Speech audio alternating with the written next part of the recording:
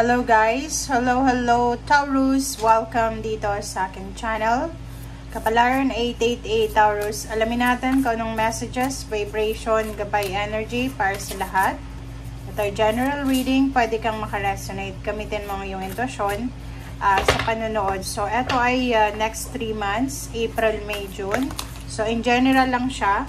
Okay? So, kung ano lang yung lumabas dito, yun lang yung kukunin natin. Okay? So, meron ka ditong first card. First 2 cards ata to. Or 3. So, it's 4 of Cups, Taurus, and 9 of Pentacles.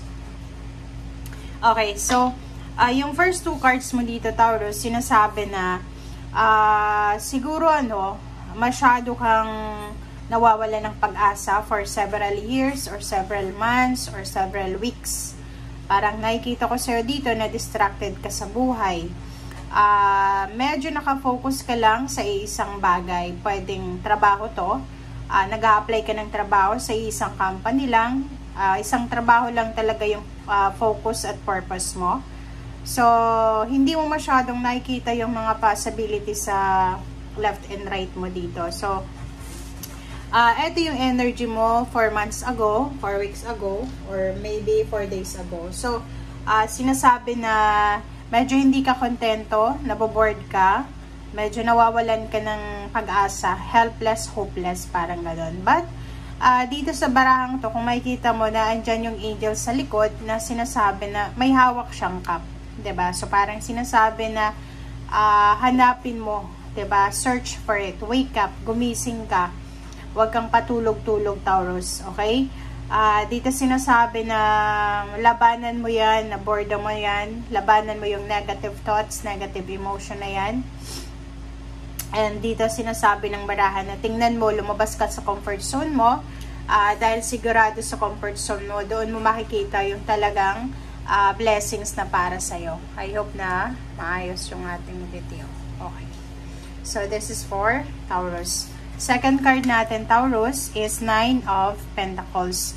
So, yung 9 of Pentacles, eto yung eto talaga yung minamanifest mo. Eto talaga yung dreams mo, goals mo. Eto talaga yung purpose mo. Gusto mong ma-enjoy yung fruits of your labor. Gusto mong maging happy financially, stable financially. So, doon sa mga Taurus na employed, may business, or sobrang masipag, sobrang overtime ng overtime, dito sinasabi na may enjoy mo yung fruits of your labor for 3 months na to, maybe April, May, June.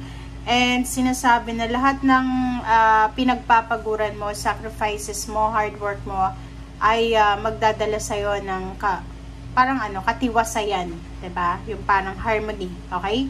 And dito din sinasabi na pwede kang makabili ng regalo para sa sarili mo.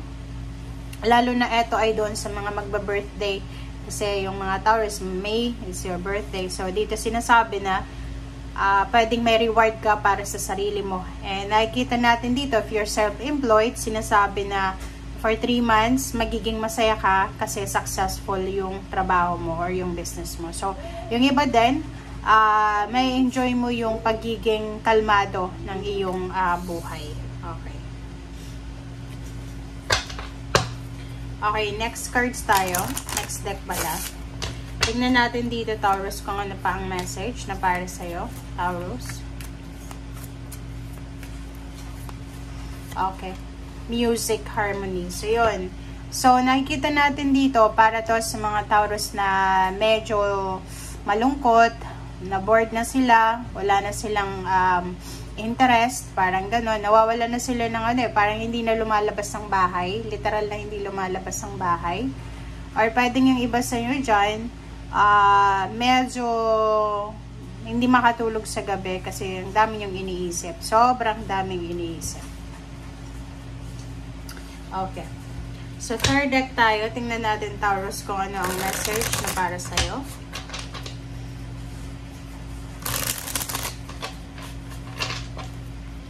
Pasensya na guys, sinisipon na naman kasi ako. Okay, Taurus. First card and second card tayo. So, dito sa third deck mo, sinasabi ng baraha na Sa usaping relationship, posibleng kung ano man ang hinihintay nyo na mag-asawa, mag-boyfriend, mag-girlfriend, mag-partner, or pwedeng business partnership siya, ay posibleng makuha nyo. Like for example, may mag-asawa dito, mag-boyfriend, girlfriend, na pareho yung plano nila sa buhay Diba? Like, makapag-invest, makagkaroon ng negosyo, stable na trabaho, makabili ng bahay, lupa, sasakyan, makabuo ng luxurious life para sa kanilang dalawa. Dito sa barahang to, sinasabi na kailangan yung dalawa na trabahuhin itong mga plano nyo sa buhay. Possible siya. Posibleng posible. Walang imposible kung talagang masipag ka. Dito sinasabi, be patient and work for it. Kasi kung talagang para sa'yo, ibibigay sa'yo. And if talagang trinabaho mo yan, tatrabahuin mo talaga, makukuha mo siya. Okay? Okay, next 2 cards tayo. It's 2 of Pentacles and 4 of Wands. So, 'di ba? So, sinasabi ng bara sa'yo dito, Taurus, na gawin mo kung ano yung nararapat. Kasi, if, for example, sa ngayon, financially, medyo walang-wala yung pamilya mo, dito sinasabi na may mga ideas, wisdom, knowledge, talent, ang buong pamilya, na pwedeng makatulong sa inyo para maging stable, secured, financially ang inyong pamilya. Okay? So, ibig sabihin, may opportunities, may possibilities kayo na makuha yung financial success na minamanifest nyo. And next card natin is 8 of Swords. Okay. So, Taurus, sinasabi ng baraha dito, yung mga financial stagnation mo ay posibleng ma-resolve ito sa pamamagitan mo mismo. Diba? So, ibig sabihin yan, Taurus, nasa yung mga kamay, decision making siya, 'di ba? Parang ganun. Lumabas ka sa comfort zone mo kasi sa labas ng comfort zone mo, doon mo makikita talaga kung saan ka nababagay. Pwede yung iba nasa probinsya, nasa Pilipinas, or kung nasaan ka man, siguro oras na para i-try mo yung iba't iba, mag-explore ka. Okay? Okay, second, okay, next is 7 of Swords and Judgment. Diba? Kasasabi ko lang sa'yo. Diba?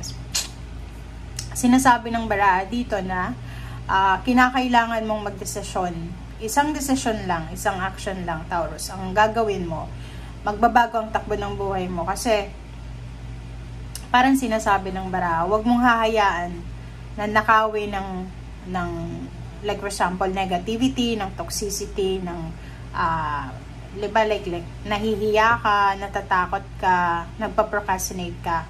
Yung procrastination na yan, pwede niyang nakawin yung success na nakalaan para sa'yo. Parang ganun, diba? So, decision making, mag-reflect, mag-pray, alamin mo kung ano talaga yung gusto mo, alamin mo kung ano yung pwedeng magdadala talaga sa'yo ng tranquility. Lalo na sa usaping pera.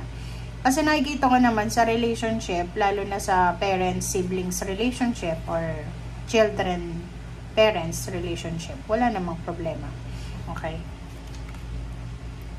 Okay, the devil. Kakasabi ko lang.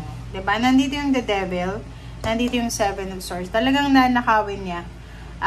Yung mga yung pakiramdam mo dito sa 4 of Cups, yung hindi ka masaya, helpless, hopeless, miserable yung pakiramdam, discontented ka, parang bored ka, distracted ka. Nanakawin niya ng youth mo, 'di ba? Kung kailan bata ka pa, ngayon dapat gawin mo na kung anong gusto mo. Kasi pag hindi mo ginawa, yun, 'di ba? Magkakaedad ka, pwede mong pagsisihan yung mga actions na hindi mo ginawa habang bata ka pa.